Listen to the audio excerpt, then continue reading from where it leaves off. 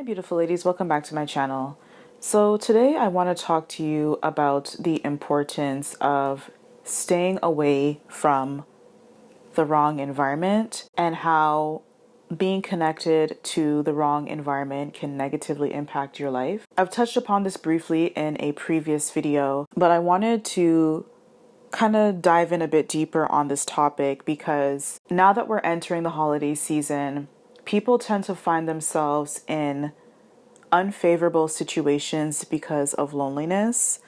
The holidays are known to be one of the greatest times of the year, but it can also be the loneliest time of the year for various reasons. Just reflecting on this, I'm thinking back on when I used to go to church. I went to this one Jamaican church one time back in the day. This was when I was in undergrad. So this church, I could do an entire video on this church because there was so much drama and so many things that were wrong with this church.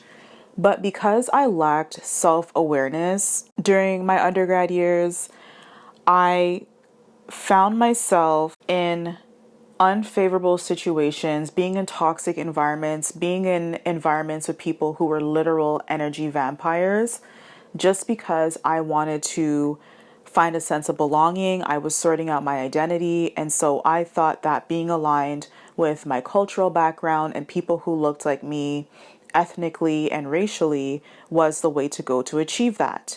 And I quickly learned, some years after many painful experiences, such as the one that I'm going to tell you, that this is not always the best approach, especially as a Black, exotical, pretty girl, whatever. If you are different and you know that you're different and you're not even just being pretentious, for example, if you are a slim girl in the Black community, without having to do anything else, you're already different, okay?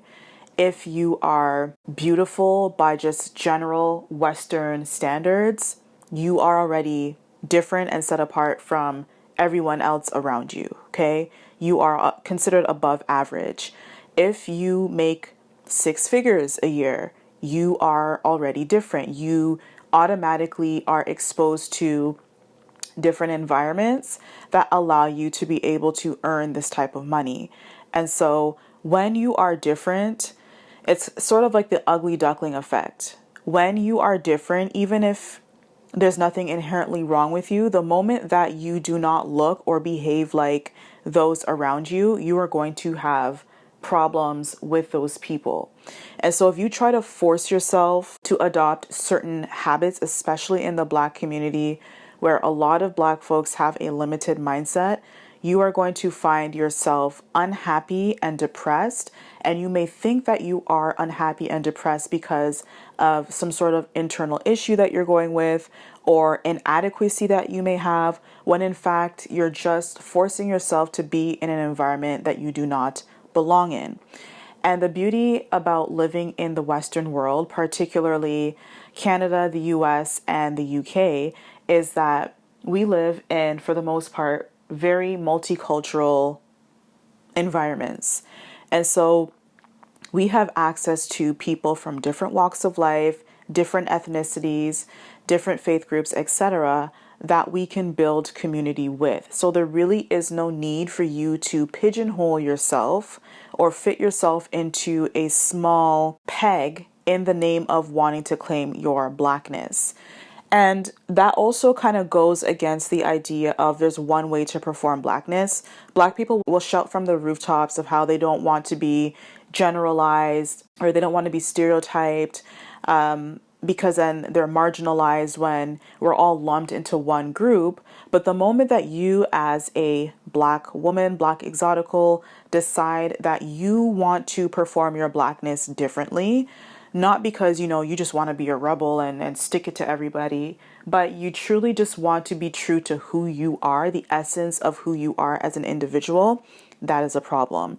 Whether that is you tapping into academics, whether that is you playing sports that is not football or basketball, whether that is you dating outside of your community, or even something as simple as liking anime, that is a problem.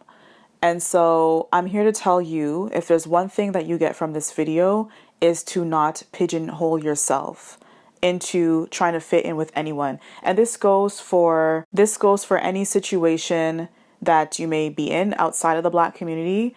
Don't try to force yourself to fit in into a work setting, into a religious setting, relationship, anything that goes against the true essence of who you are, because this will literally eat away at your essence, and you'll start to notice that you are a shell of yourself and not the true essence of who you are. So back to my story. Back in undergrad, I went to this church, and just in a nutshell, because that church was a mess.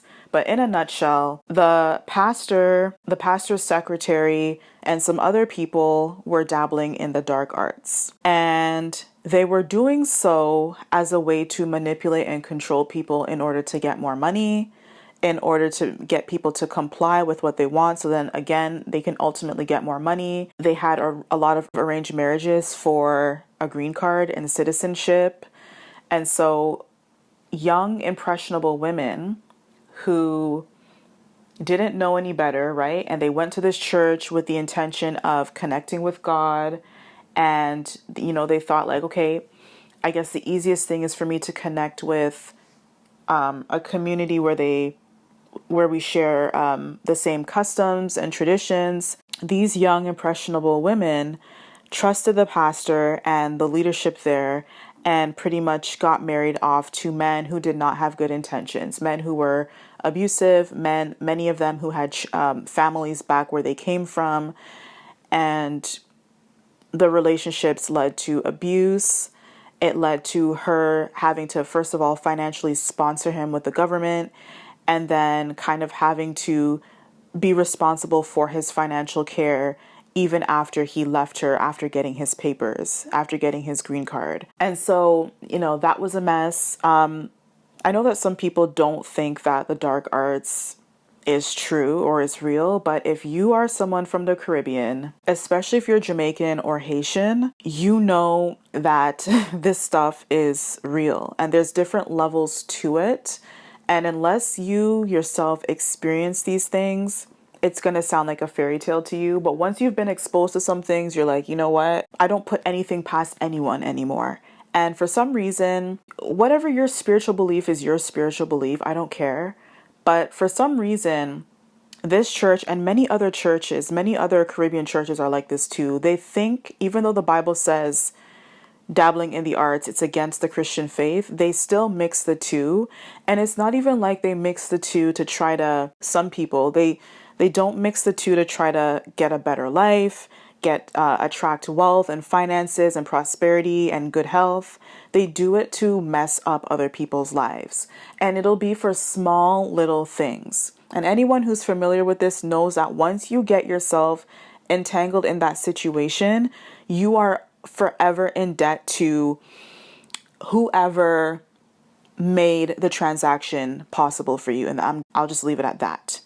But one individual, I remember, he was literally like the secretary cast a spell on this one couple, and he was married to this one girl from St. Vincent. He was also from St. Vincent. They ended up breaking up. I think he cheated on her, or the man just went crazy. Like, he was a nice enough, he seemed to be a family man. He seemed to be into his family. He seemed to love his wife and his daughter. He was very quiet. He wasn't problematic or weird or anything, but just out of the blue, this guy just went crazy. This guy was erratic. This guy was super temperamental. And I immediately knew that dark arts. Someone cast a spell on this guy to mess him up for whatever reason. I think they were trying to do it to get to the woman because they were jealous of her. She had a really good paying job and she was doing well for herself. And a lot of those girls there were just ghetto lowlifes. And so instead of them either just ignoring her and maybe talking smack about her behind her back or leveling up so that they themselves can have a better life, they spoke about her with the dark witch at the church, and she's like, all right, I'm going to fix your business because how dare you prosper and mess with the husband as a way to kind of oppress her and drive her crazy. That's one tactic that some people will do, by the way. Instead of attacking you directly, they will attack your loved ones, because then you can't be in control of other people, and then you start to wonder like what's going on, and it impacts you indirectly, and then therefore has a greater impact. I remember after leaving that church, a bunch of us went to another church that was nearby. We were all looking for a fresh start because the pastor stole money. He wasn't paying the rent for the space, so the landlord went and just padlocked the place and said, I'm taking possession of everything. And the church pretty much dissolved. I left the church before that happened, but the church pretty much dissolved after that happened. And he didn't even give anybody an explanation. People gave tens of thousands of dollars to this church on their own will because they thought that they were doing the will of God in giving. But also they were manipulated and bullied. Sometimes the pastor would like not continue the service if he didn't get a certain amount of money from people. And so it was messed up, to say the least. So we ended up going to another church thinking that we were going to get a fresh start. And I remember one time there was an engagement party for the pastor's daughter. And we were all kind of just sitting there and people were giving their tributes. And the Vinci girl's husband rolled up into the church with some other guy, I think it was his cousin, and tried to grab the daughter out of the woman's arms in the middle of the event. He did not care. And this is how I knew that this guy was still under that spell, because if they had decided that they wanted to call the cops, that guy was done for. He'd get deported and sent back, because I don't think he was a citizen at the time. And there were like hundreds of witnesses. So this guy was not in the right frame of mind. His eyes were just clouded over. And while all this was happening, I was in a deep depression. I was very depressed. I had really bad acne. My periods were out of control. They were super heavy and painful. I wasn't doing as well in school. For this reason, I realized after, but other reasons in my life, like that was just a really dark time for me in my early 20s. And I really did not understand why. I just knew that I was unhappy. Sometimes I would break down and cry in church, not because, I felt the spirit or I felt moved, but I just was so unhappy with myself and I was so trapped and I just did not know. I had no direction. I just thought that as a Black woman, I kind of had an obligation. And at the time, faith was important to me. I had an obligation to kind of just stay in this community. I was with people who, for the most part, I got along with, despite some ghettos that didn't really take too kindly to me. And so it's like I'm doing all the right things. I'm in the right setting, so to speak, but I'm still so deeply unhappy, to the point of depression, to the point that there's just this heaviness on me and I don't even know why and what's going on. And I realized in hindsight, looking back, that being in that toxic environment clouded my perception of reality. When we start to get into environments, we begin to adopt sometimes the practices that other people do. So we start to maybe become more confrontational and more angry. Whereas like before, you maybe were more emotionally intelligent and you like to handle your things in a professional, polite manner. Or sometimes you find that you don't realize that, the environment is toxic. You know that it's toxic, but it hasn't dawned on you that it's toxic. And so you kind of think like, okay, this environment is normal. Things, I guess, probably are going to work out. I hope that they work out. And you kind of just stay in limbo, hoping that things are going to get better, even though you know it's not. And then by extension, you start to feel sad and depressed because your spirit knows that you are in an environment that does not align with who you truly are. And then you don't realize that your behavior and mentality is toxic, or that there is better out there, until you're forced to open your eyes, until the stress overtakes you, or until you suddenly just want better for yourself. You have this deep yearning where it's like, okay, this work environment is not working for me. I need a better paying job, or even if I have a lateral move with the same pay, I need to be in a better environment. Or this relationship, every time I'm with this person, I'm rolling my eyes, I'm irritated. I need a better environment. It's like the veil is removed from your eyes once you've gone so far down into the pit, literally, that it's like you have no other choice but to look for a way out because you're already at the bottom. And unfortunately, some people never go after better because they don't know how, given their circumstances. So they think that, and a lot of Black people have this mentality where they think that just staying in toxic environments, dysfunctional environments, is just a part of who they are. It's a part of the community. So, I kind of just have to deal with it as a human being. Those are the cards that I was dealt in life. And they never they never strive for better because they don't see that modeled. Regardless of why you never strive for better experiences, maybe you do know that there's better. Maybe you do know that you deserve a better relationship and that you should leave that person. But because you never saw healthy relationships, you just don't know how to start. You don't know to even start by saying, look, we're done, because you've never been alone. You've always been paired with this type of person. And when the thought of you, number one, being alone, or number two, being with someone who isn't toxic, that scares you. And so a lot of times we stay with situations and people that are toxic because they are familiar, which is also why a lot of people, they never move out of their communities, even if they're literally in the trenches of Blackistan, because that's what's familiar. And so familiarity breeds comfort. That is comforting, even if it's toxic. So while you're stuck in this limbo, it leads to resentment because you're not living your authentic reality. It also leads to mental health issues. I was resentful and upset with everyone because it's like I wasn't being true to who I was, even though I did not know who I was. I just knew that the person that is existing right now within me is not me, and I need to get rid of it and figure out who the hell I am so that I can progress further in life. I was depressed.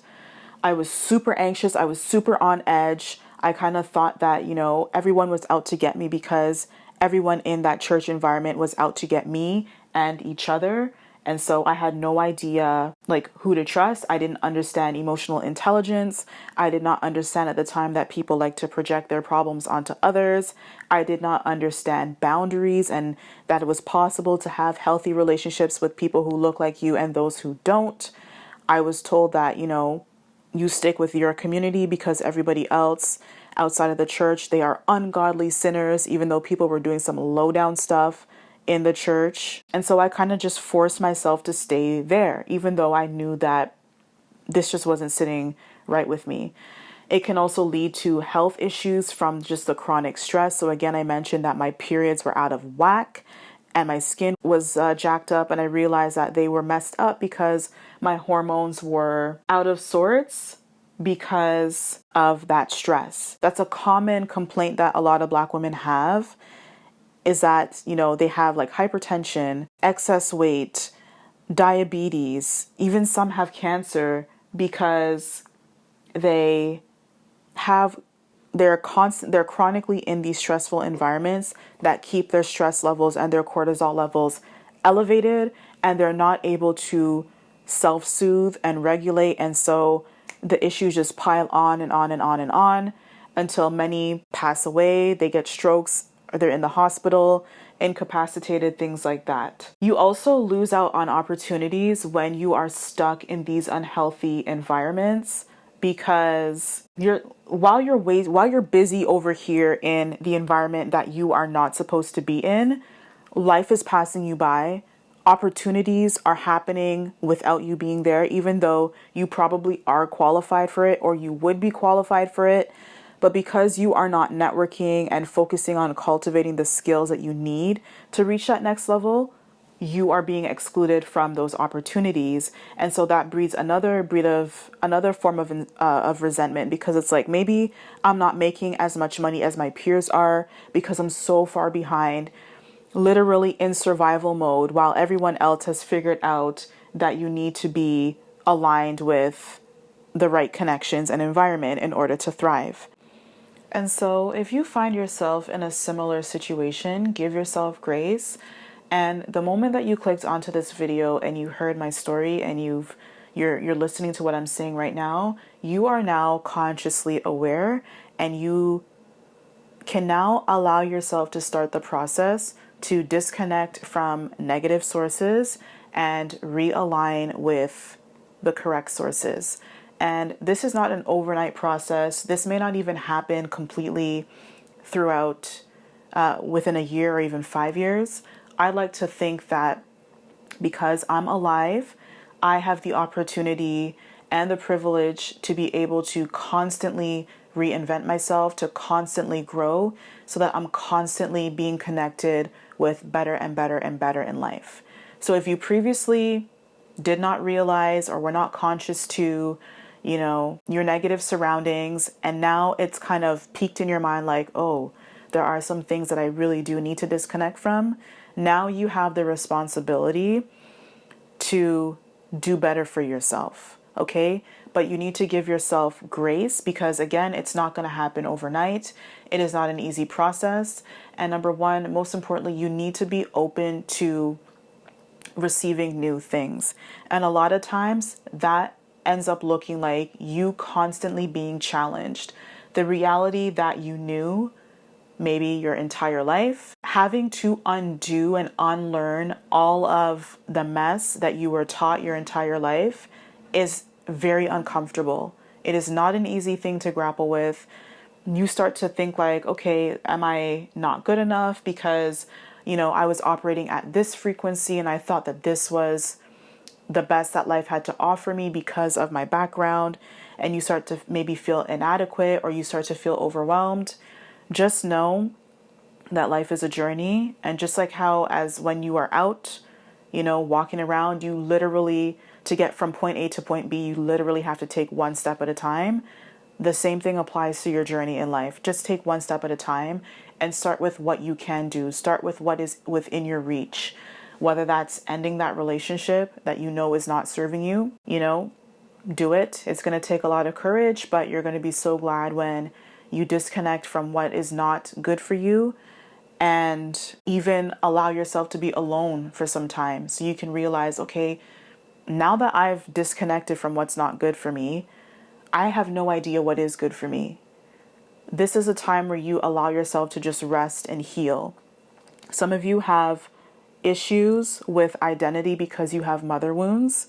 And so instead of mothering other people in your life, you need to take the opportunity to mother yourself, because maybe your mom did not mother you. And maybe she did the best. Maybe, your mom really did do her best with what she had and her circumstances, but unfortunately the best was not sufficient for what you need. Okay? So don't worry about what everybody else has going on. Do not mother your mother, okay? You are not her mom. Put that energy into taking care of yourself. Soothe yourself. Be gracious to yourself. Only go after what's best. The same way how your mom would push and say, no, no, no, you deserve better friends than that. You deserve a better working environment than that. You need to start thinking about yourself in that manner and only go after that. Okay, when you disconnect from negative environments, you energetically open up yourself to receive positive things, because you energetically cannot contain both negative and positive. It's just like oil and water, they do not mix. All right, so if you have a container, you can either have that container filled with oil, or you can either have the container filled with water, but never both. One is going to settle at the bottom, one is going to settle at the top. Stifling each other. They will never ever mix. Okay, the same goes for life. Have you ever noticed that once your life progressively gets better, good things keep happening to you? And when a series of unresolved negative things happen, bad things keep happening? It's literally a chain reaction. The good will continue to flow when you're connected to the right energy, but bad will continue to happen when you are around the wrong energy. Okay? It's literally the laws of cause and effect, the laws of human nature, law of attraction. It may sound like hullabaloo to you, especially if you come from a religious background, but once you really reach a place of maturity to say, okay, let me hear what this, once you reach a place of maturity where you realize that you can listen to other worldviews without it impacting your personal faith, then you will begin to open yourself up to different possibilities and outlooks in life, and then you'll begin to identify those that will benefit you. One of the women at the church that I mentioned earlier, the pastor's secretary, I would work closely with her to put on programming for the youth department. And she said that she selected me specifically because she saw that I was smart, I spoke well, and, I was just an overall positive example for the youth. I was studying at a top university, well-mannered, and so she wanted to put me in front of the youth to see that they can achieve good things, especially the young girls at that church. So even though we worked closely, I noticed that her and I just never got close. We never spoke outside of church. She would kind of tell me what she wanted done after church, and that was it. I wouldn't talk to her again or see her again until the following Sunday. And that was unlike her and I, because we both had relationships, positive relationships with other people at the church. We would talk during the week. She was a very outgoing woman. And even though I was very introverted and more reserved, and I still am, I still maintained healthy relationships with people. So the fact that we worked so closely, but we still were very much disconnected, was very, very telling. And it didn't bother me, but I did take note of it and was like, okay, that's pretty interesting. And I later found out that she was doing dark magic, to send to people as a way to control them, as I mentioned before. Especially those who kind of raised concerns to the pastor about the way that money, for example, was being managed at the church, the rampant infidelity, found out that her and the pastor were having an affair. And now the pastor he divorced his wife and ended up marrying someone else who was not the secretary. So she's still single and the discarded goods. But people would kind of say, hey, like, okay, we're out here working hard. Okay, a lot of those people came from low income families. So literally every dollar that they got, they had to hold on to it because they didn't have much. And the pastor would kind of get offended and kind of be like, oh, how dare you speak against the Lord's anointed? And you have an obligation to be obedient to God by providing, and just totally misquote and abuse scripture as a way to abuse people. And so as a way to kind of shut people up, she would send negative, evil intentions towards people. She would do things to people to affect them, as Caribbean people would say. And there was one gentleman in particular who fell very sick for no reason. And her brother later confessed to that gentleman that she was doing things in the dark to affect him so that he would shut up, and sort of as punishment for him speaking up against the pastor. And it's not like he did it in a way where it's like, pastor, in front of everyone and like blasting him. Like, they had a board of directors where, I guess, board of directors, you traditionally help the leader make decisions so that it's more of a democratic approach and not just one person abusing power. That was a joke. It was more of his henchmen so that he could look like he has all this support and all this power. But that person would kind of be like, hey, like, this is my concern. Like, can we find a solution? And he would get pissed off. And so she'd be like, don't worry, baby, I got you, and would do stuff behind the scenes. Thankfully, that man got well and, was able to move on. And that church system literally just dismantled. It literally just crashed and burned. Like, there's no remnants left. He's still in ministry, but it's not what it was before. And so I realized that God protected me from having a close relationship with this woman, because she could have easily turned on me at any point and tried to hurt me. And so take this as an example. Even if you are going through a dark time, which I was at the time, and you are looking you're expecting people who should be, a shoulder for you to cry on and a resource for you to turn to sort of give you support, and they're not. Just realize that if a door closes or a relationship ends, understand that it could very well be divine protection for you. Even when we are kind of in unfortunate circumstances, we're not at our best, we are extremely vulnerable, that is when the time I realize that God will really show up for you and protect you, even if you don't know what is going on in life. Even if you don't know, even if you're not on the right path and you're trying to figure things out, at the very least, God will protect you from things. And sometimes that looks like doors closing, opportunities closing, and you think that, oh, I should have a career in medicine, and it never works out for you. And then you feel like, you see, like, this is just another example of bad things happening to me. And then sort of life works itself out for you. And then you look back and you're like, thank God I don't have a career in medicine. I'm actually in pharmaceuticals and I'm making so much more money minus all the stress. A lot of times those closed doors is just divine protection from God. And especially when you're vulnerable and the door is closing and you know it's not because you were just negligent and you didn't do your due diligence to make something happen, or it's not like some sort of spiritual attack from a dark force to kind of block you. There are ways of being able to tell when it is and when it isn't, but it kind of just feels like a parent telling you no and protecting you from harm.